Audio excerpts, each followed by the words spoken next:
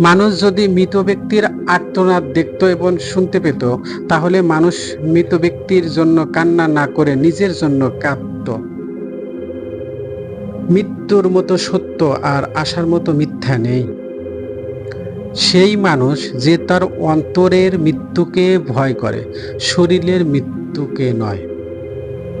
জীবনে আশা করা, কারো প্রতি আস্থা রাখা ও নিজের ক্ষমতার উপর বিশ্বাস করা থামিও না, কিন্তু খারাপ স্মৃতির জন্য এই তিনটা থেকে বিরত থাকলে জীবনে সুখ খুঁজে পাওয়া যায় না। যেখানে পরিশ্রম নেই সেখানে সাফল্যও নেই।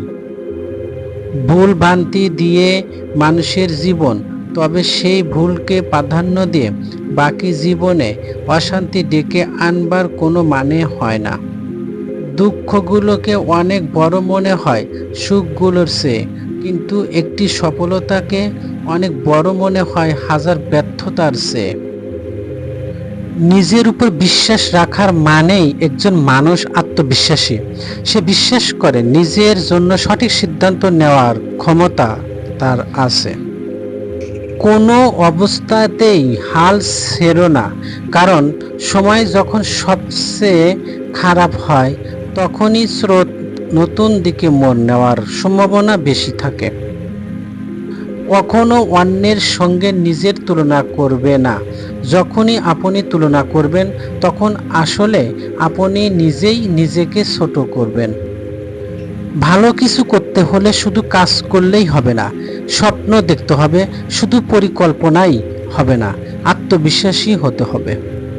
নিচের দিকে তাকিয়ে থাকলে আপনি কখনো রংধনু দেখতে পাবেন না।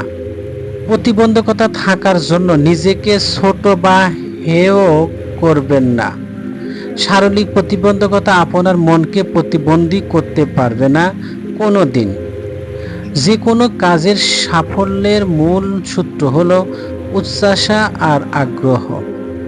পরাজয় মনের ব্যাপার, কেউই পরাজিত নয় যতক্ষণ না সে মন থেকে পরাজয় মেনে নেয়।